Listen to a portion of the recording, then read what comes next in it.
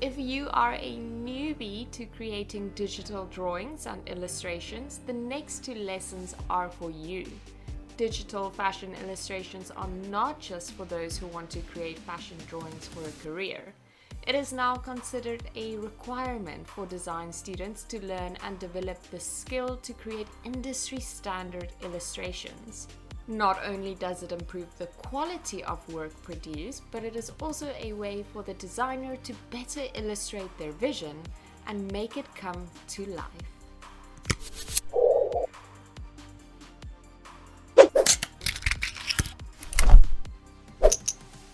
Hello and a warm welcome to you. This is going to be quite a long lesson, so let's get started. Our lesson quote today is by Steve Jobs, and it says, "Design is not just what it looks like and feels like. Design is how it works." Today we are going to define and explore the purposes of CAD, define the term technical drawings, explore Gravit, an open source program, and the use of the various tools, and use it to create our very own technical drawing. Designers, I hope you are ready to figure it out digitally, because that is exactly what we are going to do now. You are probably wondering, why do I need to know how to create sketches on the computer? Computer-aided design, or CAD, has revolutionized the fashion industry. In a way, CAD has brought together the creativity of a fashion designer with the efficiency of technology. But to be able to really understand the role of computer-aided design in the fashion industry, we first have to understand what it is. Computer-aided design is the use of computers to aid in the creation, design, modification, analysis, and optimization of a design. With technology advancing by the day, it has transformed every industry, replacing older and more traditional processes with new technology. The fashion industry is taking advantage of these technological advancements.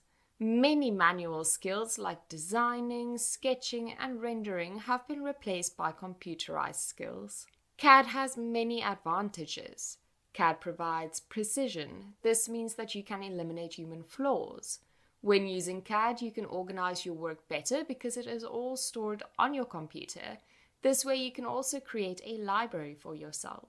It also increases productivity. Experimentation becomes easier because you can make quick changes easily. When designing manually, this task of redesigning and experimenting can become quite a tedious and time-consuming task. It also improves the quality of the design and looks way more professional and impressive than most hand-drawn illustrations, and it improves communication. And that is probably one of its greatest advantages, the fact that it is a great way of communicating your ideas to other people in the industry. To make it easier to understand, people use similar symbols, notations, layouts, and perspectives, making it a universally understandable language. How do we use CAD as fashion designers? It is a quick and easy way to create inspiration or mood boards. You can create fashion sketches, illustrations, and prints accurately and make alterations quickly. CAD also allows you to render your illustrations more realistically with color, texture, and prints. You can develop industry-standard technical drawings and create professional range plans. So let's look at programs that we can use to create these digital illustrations. There are many different programs available for the creation of digital technical drawings and illustrations, but the most common ones used in the fashion industry are Adobe Illustrator and Photoshop. Both of these are fantastic programs, but they are very expensive to buy, especially if you are a new designer. But don't worry, we have open source alternatives.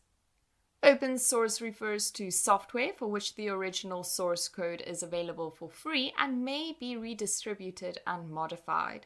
These programs are often more user-friendly than their Adobe counterparts. There are many different open source programs available, but for this course we are going to focus on Gravit. So as I have said, Gravit is an open source program very similar to Adobe Illustrator. It is a free, full-featured graphic design application with a variety of tools that work on all platforms. Some other advantages include that you can download it onto your computer and work offline, so there's no need for internet, and you can store your work to the cloud, which means you are able to access your work from any computer.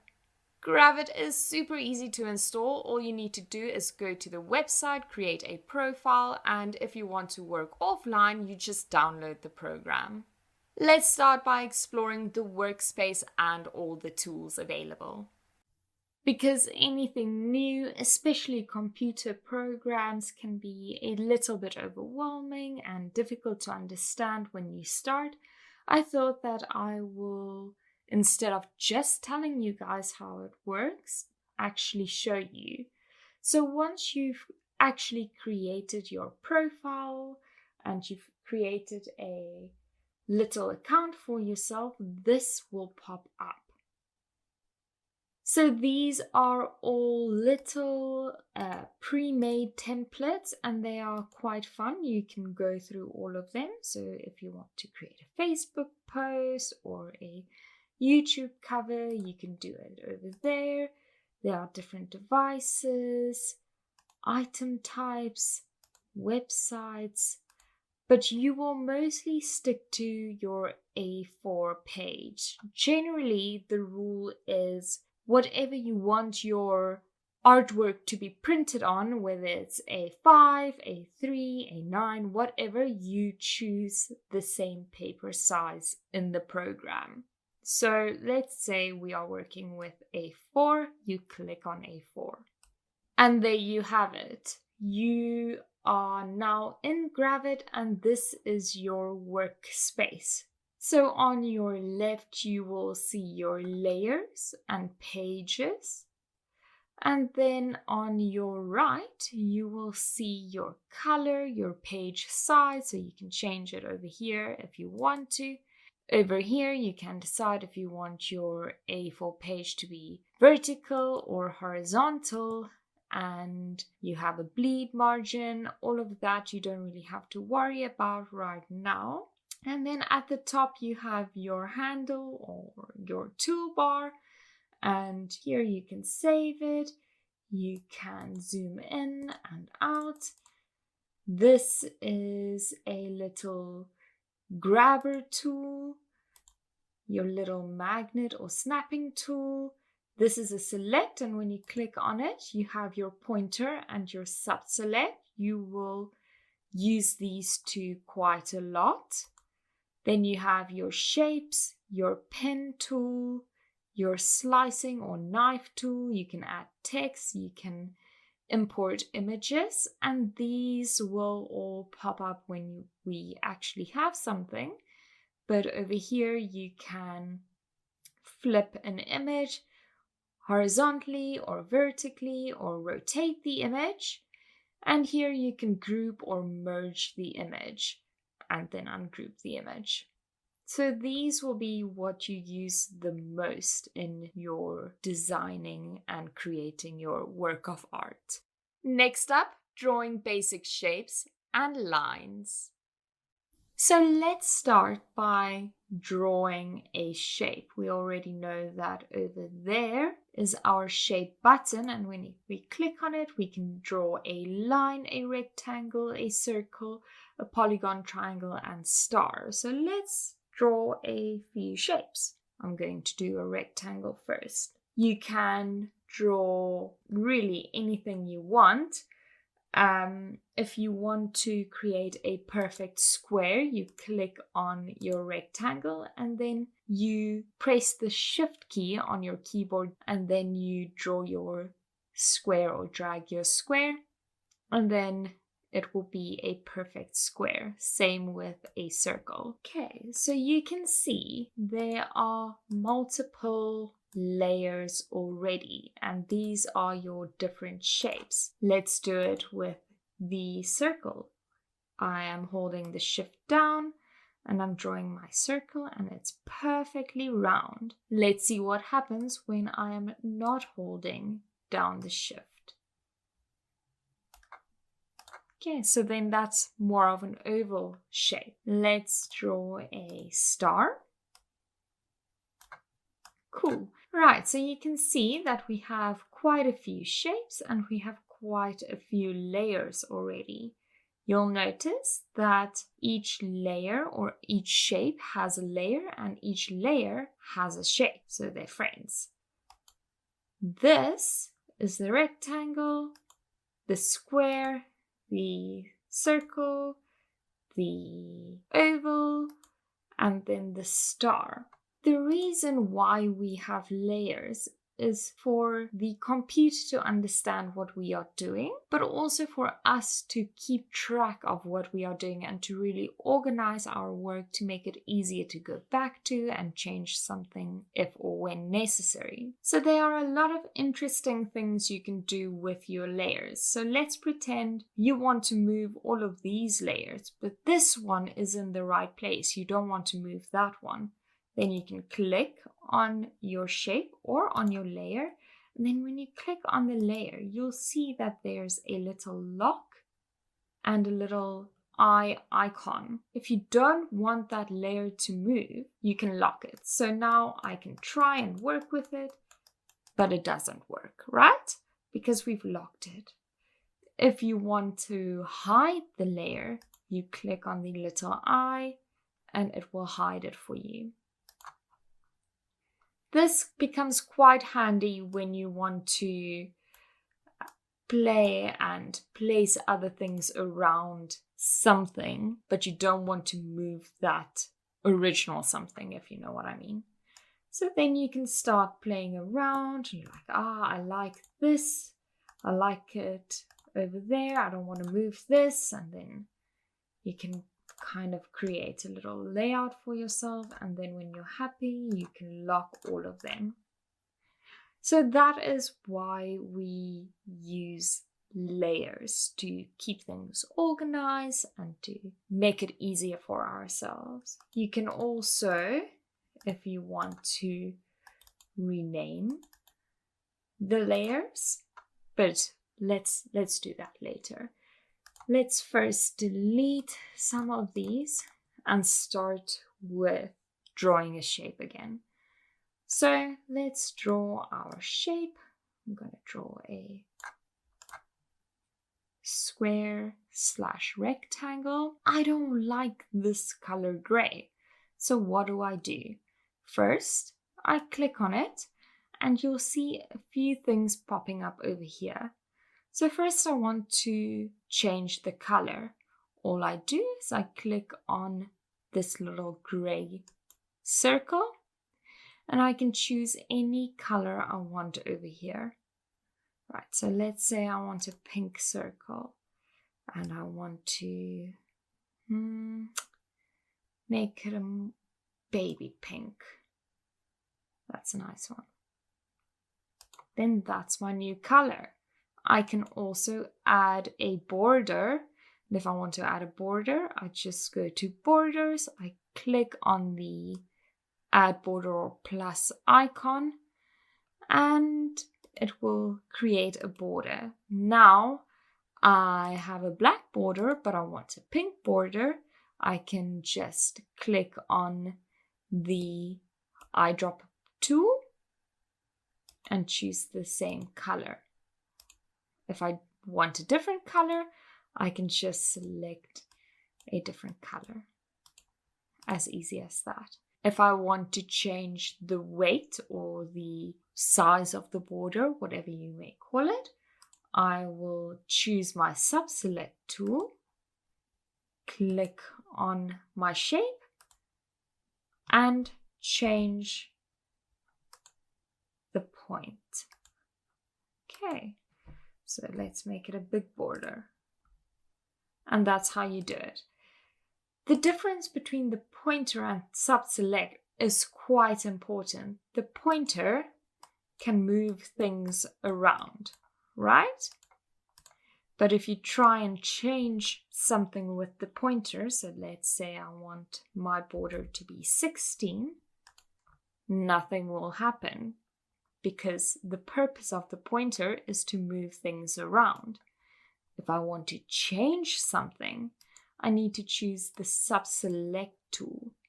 Click on my shape, and now I can change whatever I want. So you will move between these two quite often. If something is not working, it is probably because you are not using the correct tool over here, but you will get used to it. You'll also see that they have little shortcuts, and these are shortcuts on your keyboard. So if you quickly want to shift or change between the pointer to the subselect, that is D. What is pointer again? V. So you'll change between V, moving around, D, subselect, changing something. Let's change it back to 8. And that is it. Let's draw another shape quickly. And do the same. So if I want to change the color, I go to fills, and this time I'm going to make it this color. It's quite a nice color. Like that.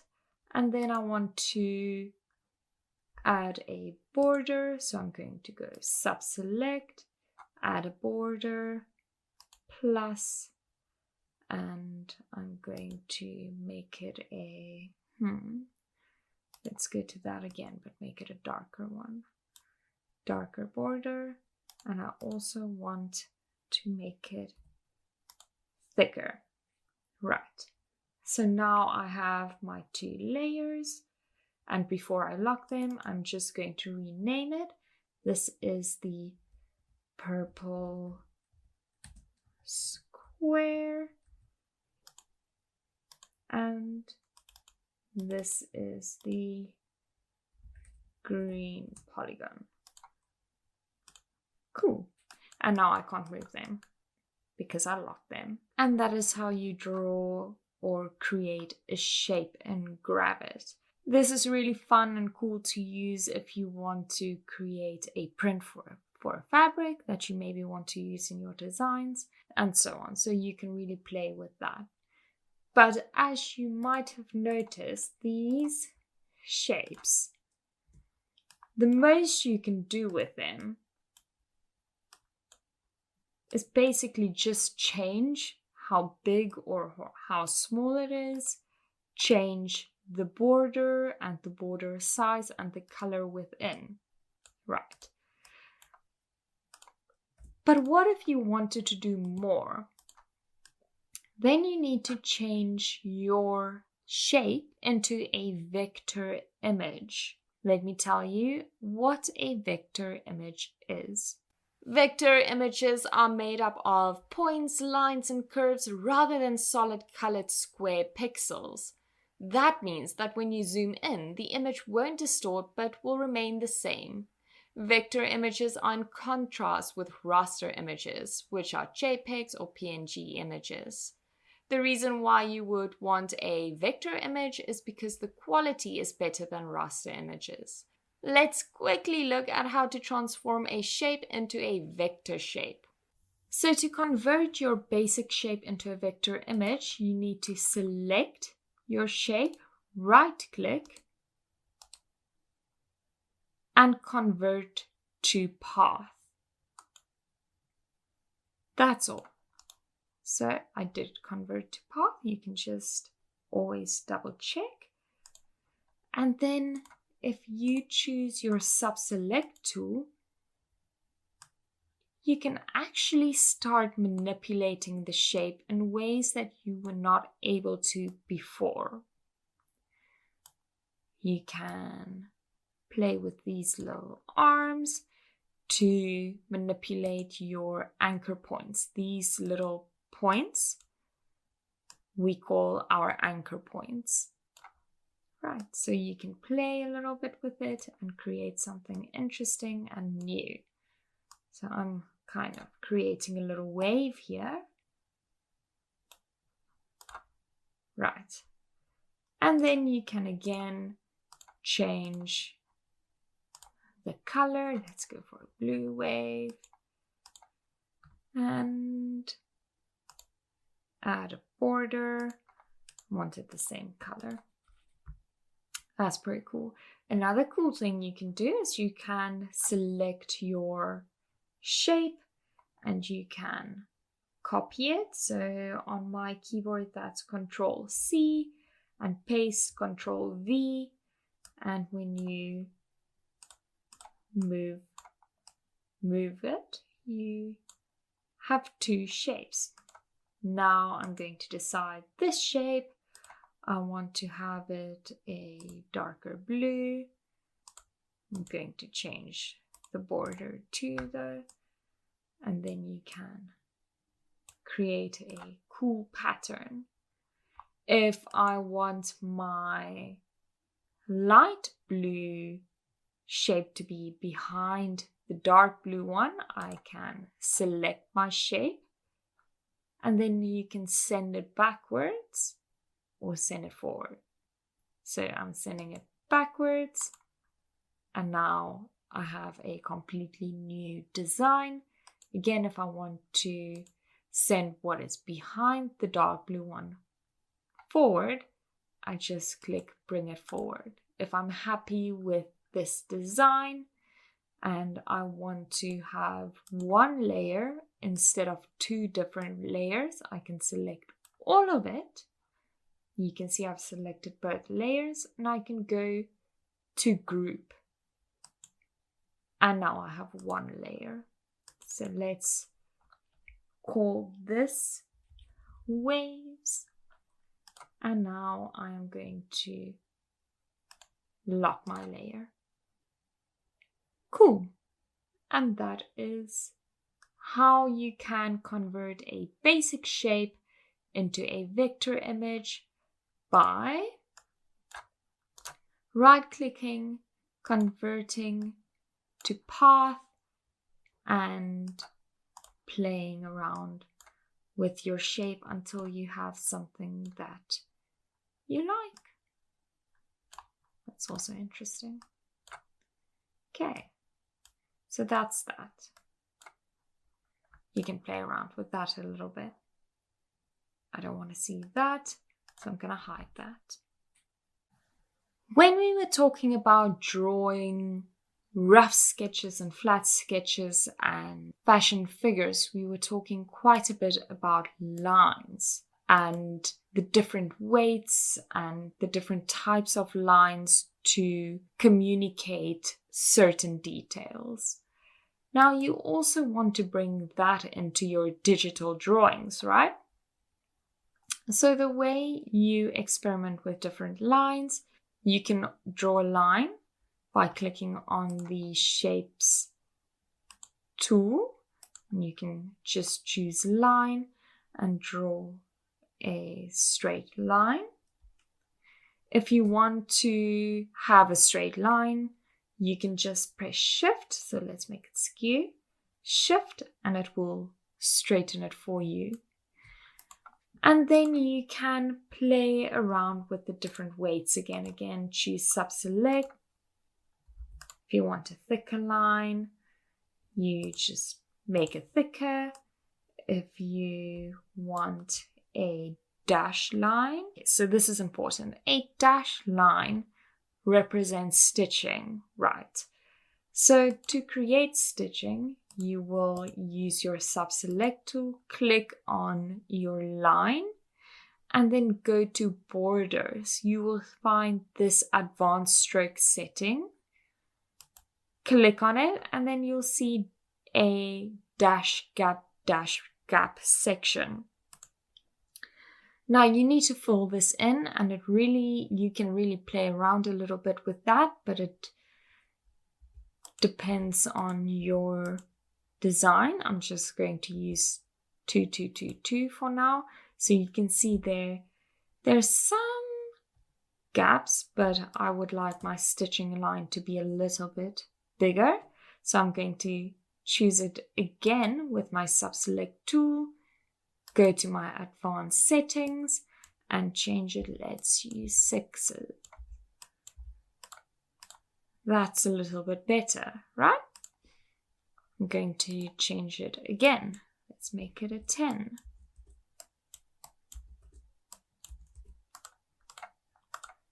So these don't necessarily have to be even. Let's draw another line.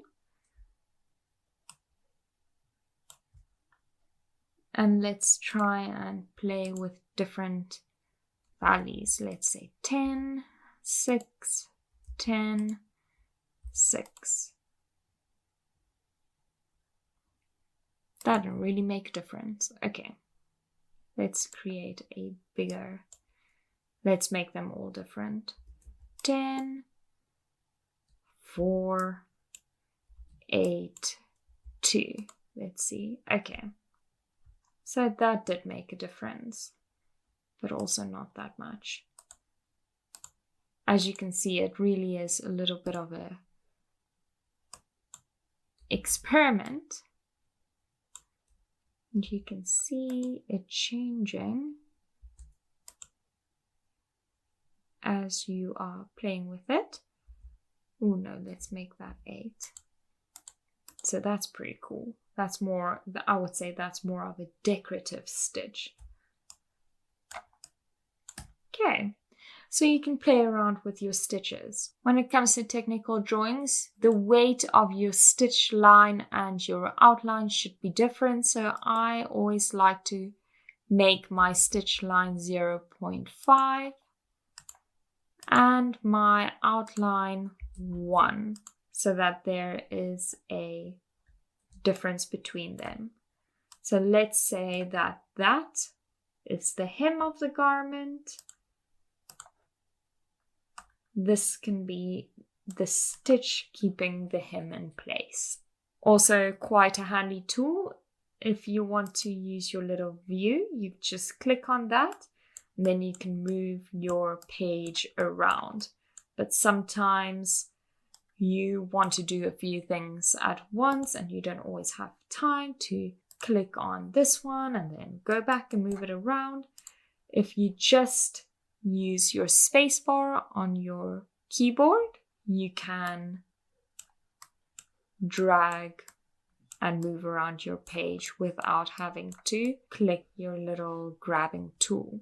If you are wondering about shortcuts, you can just go into the elements and look at the little shortcuts they provide. Or you can go to your toolkit. I have included a Gravit shortcut guide for you. So go check that out. It is always handy to know your shortcuts. They really do help you in the long run. Okay, so that is how you create lines, create stitch lines and different types of stitches, and also play around with the weight of the different lines. Next up, the handy pen tool. And now we come to the pen tool or the path tool. This will probably be your best friend, the tool that you will use the most to create your digital illustrations. This is a little bit tricky to work with, but with practice you will get the hang of it. So let's say you want to create a shape that you can't find in here. You can use your pen tool and you can start drawing. To create your drawing, you first click wherever you want on the page, and then you can just click and drop and draw the shape that you want.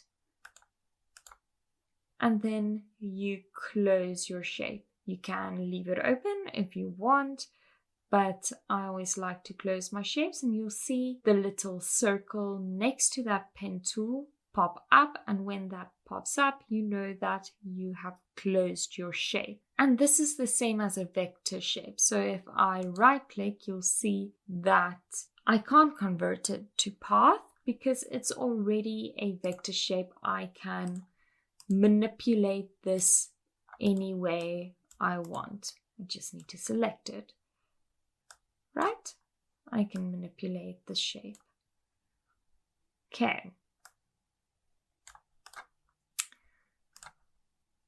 Again, I can change the color and the weight of the border. If I want to have the border a dash line, I can just add that in. If I want to create a drawing, that is a little bit more challenging because you really need to get used to the pen tool. The only way you get used to it is by experimenting a little bit. So you need to practice drawing straight lines like that, but also drawing curved lines. Now that is the more complicated part. You need to place your anchor point where you want it to be, and instead of just clicking, you hold it in and you drag to create a curve. Right. So now it's just mirroring. If you don't want this kind of shape, it's always a good idea to click on your anchor point, and then instead of just click, okay, I'm going to click now just to show you what will happen if I don't hold it in, then it's a straight line, right? But if I hold it in and drag, I can create another curve.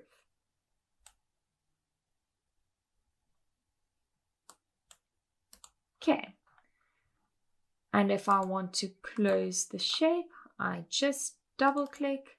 If I don't want to close the shape, I just double click on my anchor point, just so that the computer knows that I'm done with what I want to draw. So that can be a little bit tricky. Your pen tool, when you draw, you kind of draw in the direction you are going. So if I want to go over here, I'm going to pull it so that it kind of already goes into that direction. If I want to go over here, I'm going to click, hold it in, and drag my point to go over there. Who knows what I'm drawing now? You can guess. So I am drawing, this is basically a fold on a dress or a skirt or a shirt. And you've drawn this in your previous lessons. I'm double clicking for it to end. And double click. And I need to create the inside folds.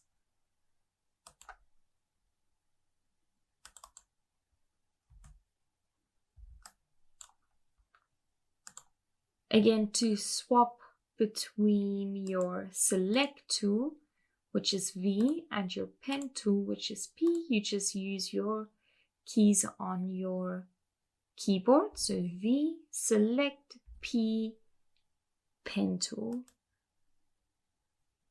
So I'm double clicking to end my line, and I'm using the V tool to swap to my pointer.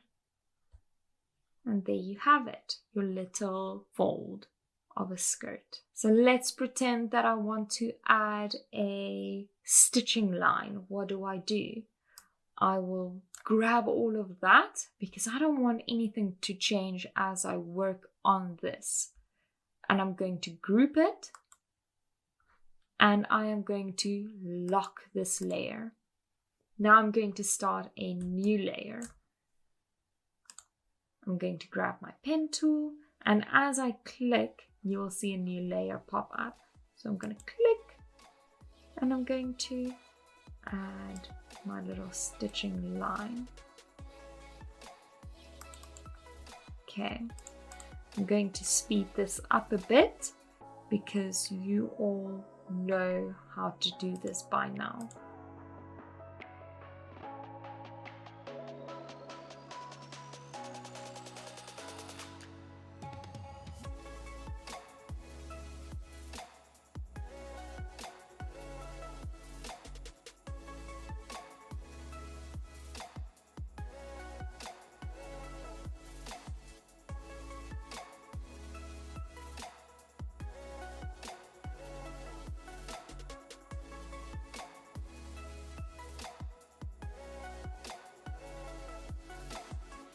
And there you have it. You have a little pleat with a stitch line, and that is as easy as that. You can also click Shift and select all of the layers and group them together. Now you have two little groups, and you can always change the name to Stitch and lock it, and this will be your fold, just so that you know what you are working with, and you can always hide certain elements and layers. And that is how you use the pen tool to create lines, to create different shapes that you can manipulate, and how you will draw your fashion figures, illustrations, and technical drawings. Do you want to know how to save a document? If you want to know the difference between a JPEG, PNG, and PDF, please go look under your bonus content for a video. So there are a lot of ways to save it, and we've just gone through all of the different image formats, but you can save it. It will ask you if you want to save it to a file or to the cloud. I always just save my working documents to the cloud. And over here you can type in your name. So let's say this is my fold example. And I save it, and then when I look for it, I can just find it from Open from Cloud, and my fold example will be there. As you can see, I create all of your bonus content and templates on Gravit. It is really a great program to use. If I want to save it as a JPEG or a PNG or a PDF, I go to File, and then I choose to export the image. And then you can choose PNG image, JPEG image, or PDF file, and I usually just go for 150 dpi. Right. As you can see, there are quite a few pro options, like to show the version history or to have advanced export or higher quality options. These are nice to have, but you really don't need to buy the program. This is a nice free open source program you can use, and like I said, I've been very happy with it. You don't have to buy the pro version, but if you want to, you can give it a try and let me know how it is. In the next lesson, we will explore Gravit a bit more and learn how to create digital fashion figures.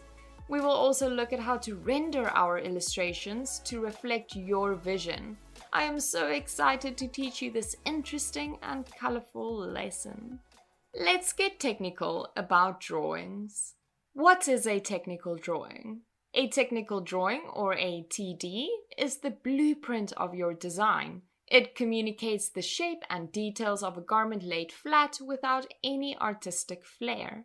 It acts as the instruction manual for the production and manufacturing team. Because it is a source of information for the production team, it is important for these TDs to be proportionate. This helps the pattern maker with the measurements of the garment.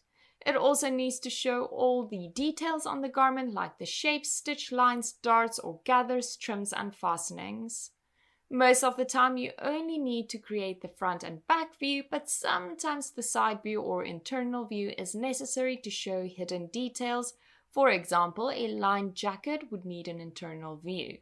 To overcome any communication obstacles, designers often add annotations. This helps the production team understand your design requirements, and they can develop a garment of better quality. Do you want to create your own TD? So what do we know about technical drawings? We know that they are proportionate illustrations. They have all of the detail on them that needs to be on it, and it's a replica of the actual design or the garment. Right, so we can't just draw this thing from scratch. We kind of need to draw it on a template to know that we are creating an accurate technical drawing. To do so, we need to work from a technical drawing template or a croquis template, and I have created one for you to use in your bonus content. So you first place your image, and there it is. And then what I always do, I change the opacity of the image to about 50 and I lock it. Now I can't move it. So when I draw on this image, it won't move and confuse me. Then what I do is I click on my pen tool. So let's say we want to draw a basic bodice. I am going to start with the neckline and work my way around it over here. If it is a symmetrical bodice where both sides look the same, I am only going to draw one side, right? If I am drawing both sides, there might be a slight difference and we don't want that. So I'm going to start by zooming in a little bit and start at the neck. So I'm going to click once and then I'm going to click where I want my next point to be. And I'm going to hold it in because I want to create a curve. So that seems to be a nice curve for me. And then I'm going to click on, as you can see, the next anchor point wants to do something funny. So I'm going to click on the anchor point that I'm busy with, and now I can move on. So now I'm going to click on the shoulder line and again drag it so that it follows the line of my croquis. There we go. I am then going to draw in the armhole. Now this template has quite a straight armhole. I want to make it a more curved armhole, a little bit more realistic. So I'm going to put a curve in there. And I am going to go along the waist. And I'm going to go along the hip. There we go. As you can see, I did not follow the lines exactly. That's just because I don't want my shirt to be that close fitting. When you draw a hem is rarely straight like that. It usually on the body will hang with a slight curve. So I'm going to put a slight curve in there and then double click because I'm done with one side of my technical drawing. Now I've created one side of my shirt. What I'm going to do is take that shirt, copy it and paste it and flip it horizontally.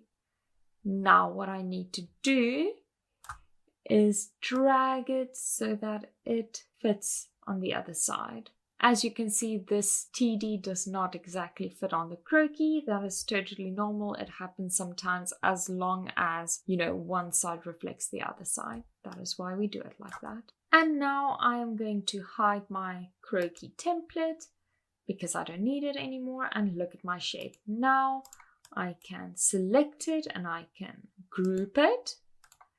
And I can also ungroup it again when I want to. If I want to change, let's say I want to change the color of it, I can do that, but I'm not going to change the color now. Okay, so now I have my basic bodice, and let's say I am not done yet. I want to add some details like a waist style line and maybe a princess style line and some stitches.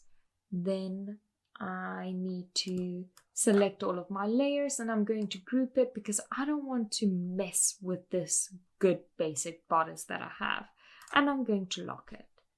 Then what I'm going to do is I'm going to grab this pen tool, click on both sides and maybe drag it a little to drop my style line and double click so that the computer knows I don't want to do anything more. So now I have one style line already. Now I want to create, so let's lock this layer too. Now let's say I want to create some stitches. I am going to zoom in on the armhole and I'm going to create my stitch line. I make the line go into nothing, into the little corner, because it usually disappears underneath your arm. So I'm going to use my sub-select, as you know by now, change my weight to 0.5, and let's do 4, 4, 4, 4 to create my little stitch line. I'm going to select that, I'm going to copy and paste it, reflect it, and just move it to my new shoulder line point. Perfect. Now I have stitch armholes. Now I want to do the neck. So I am going to do the same. I'm going to create a stitch line. I always like to meet in the middle because a curve is sometimes quite difficult to draw, and usually it will finish the line for you. And I will select it, change the weight, and always try and keep your stitch line consistent. There we go.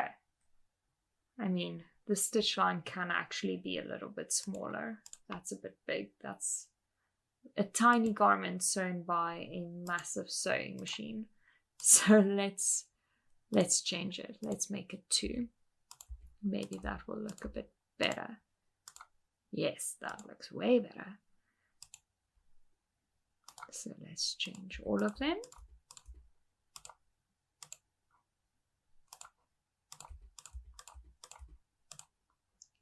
Perfect.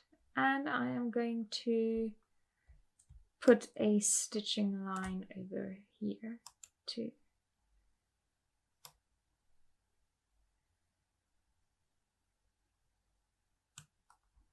There we go. Sometimes, when you're lucky, this happens. When you draw, the computer remembered that you were drawing it in a dashed line. If something like this happens, let's zoom in, where a line overlaps something else, all you do is you select your sub-select, you click on your anchor point, and you move it a little bit so that everything is nice and in line, or falls within the outline. There we go. Do you think we should add a stitching line there? Let's do it.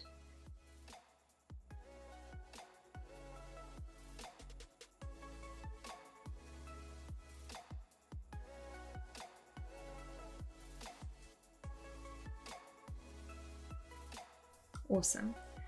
So let's say you want to move that a little bit up just so that it looks more even. You can go sub-select and you can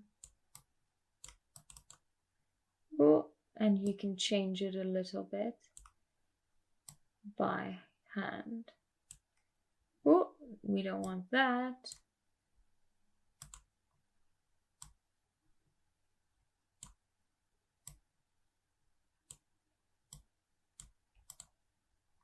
Does that look more even? Oh, kind of looks more even.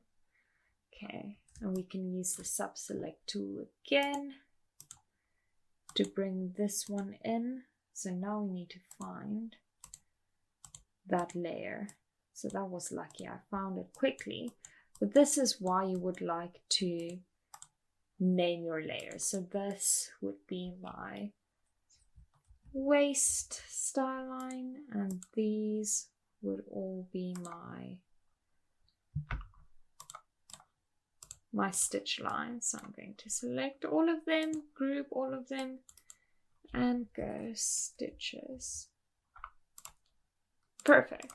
And then this is my front bodice. If you want, and your back is a little bit higher than your front, you can always add in a little bit of a back neckline.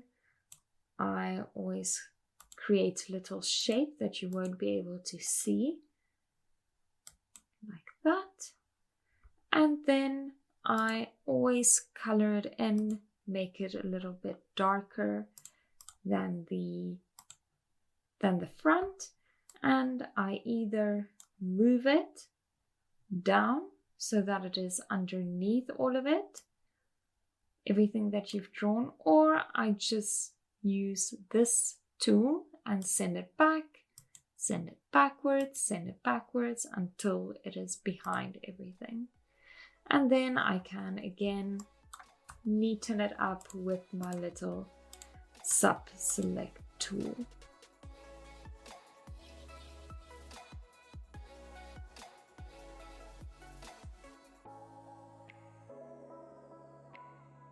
Perfect. So you just repeat this process to create the back. I'm going to select first I'm going to unlock all of my layers. I'm going to select all of it, and I'm going to make a big group and call this my front top. And then when I click on it, I can see everything in the group. I'm going to lock it. I'm going to do exactly the same to the back now, but I am going to speed it up a little bit. So let's go.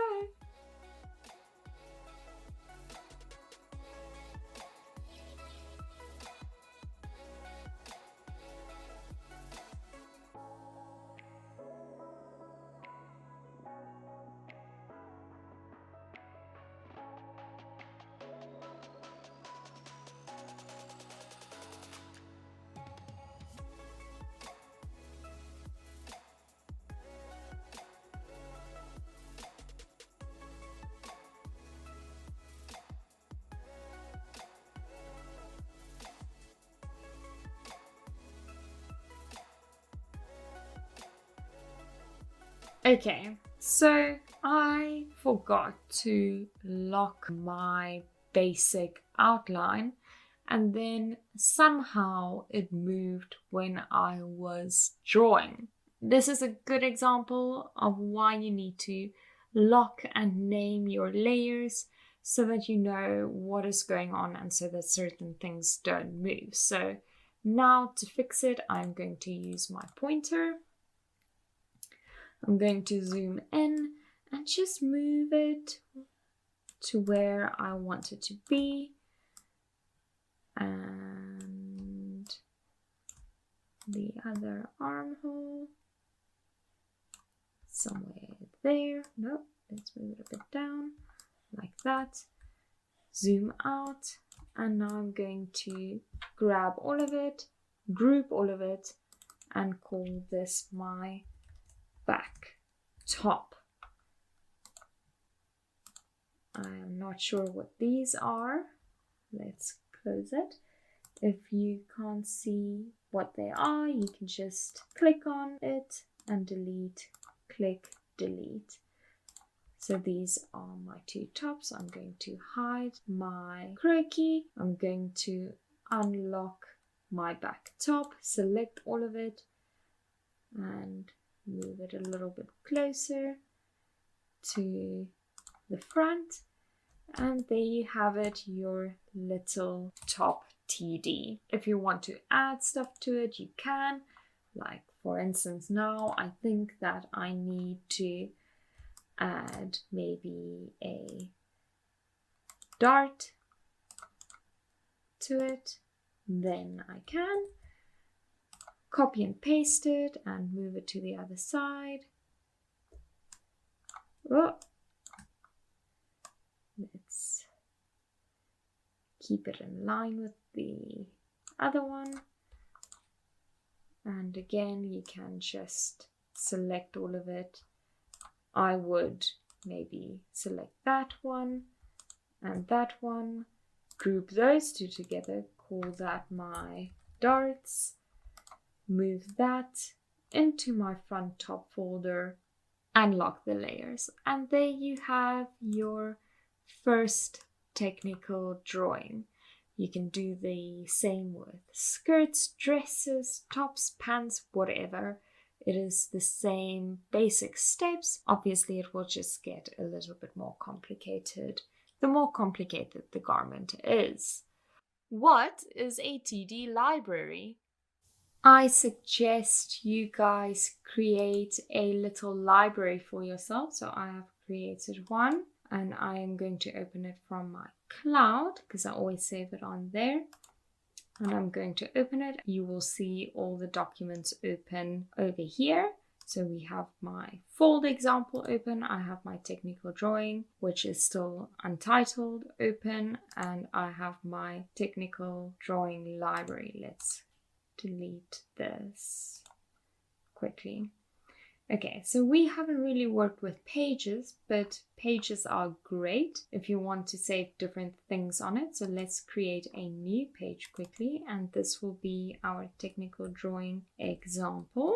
And the great thing about Gravit is you can copy one thing to another document easily. So I'm going to select all of this, all of my technical drawing elements, and I am going to paste it into my TD example page, and it is there. And then I can lock it. As you start doing and experimenting with technical drawings, you'll see that they are quite time consuming and a lot of time is spent doing little things and adding little details. So it will make your life a lot easier if you create a little library for yourself. And I like to organize it and create different pages for different elements. So I have different buttons, different pockets, different bows, different zips.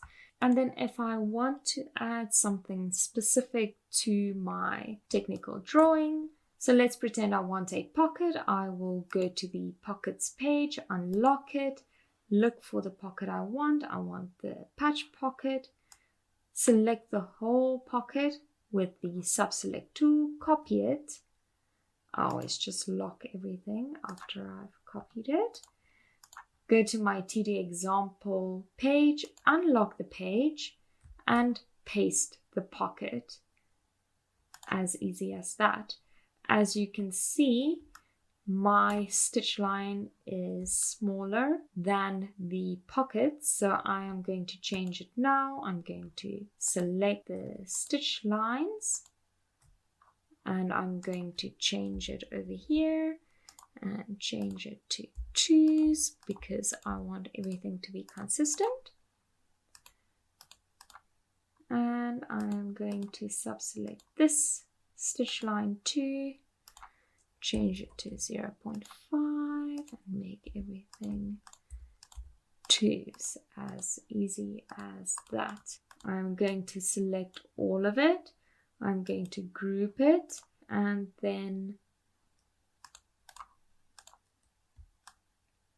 change the size so that it will fit onto my technical drawing and not look funny, because everything needs to be in proportion.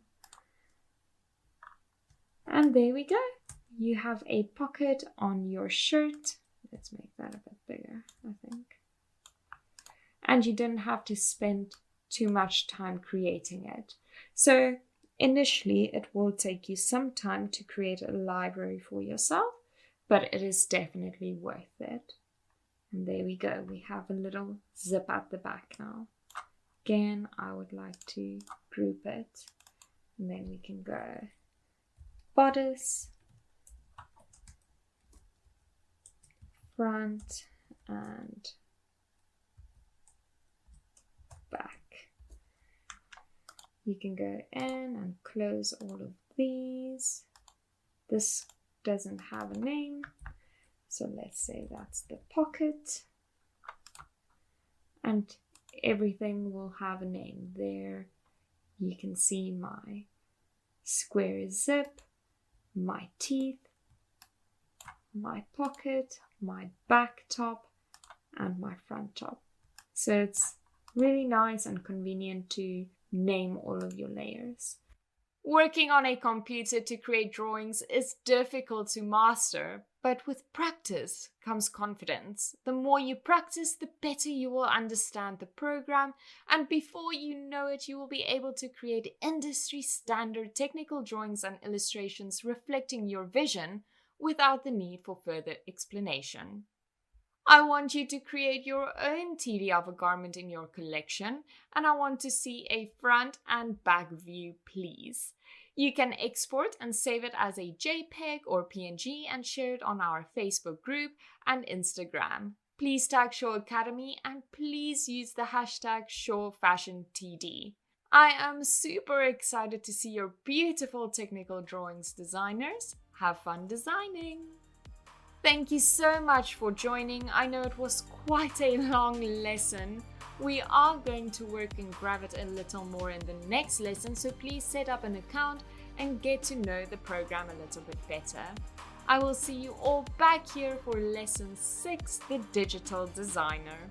It does not matter how beautiful your designs look on paper. When it comes to design, it is not just about the way it looks, but more about the way it works. Your technical drawing must be able to tell the viewer everything they need to know to be able to produce the garment. So, I want you to really look at your design and ask yourself, how does it work? Until next time, as always, stay fashionable.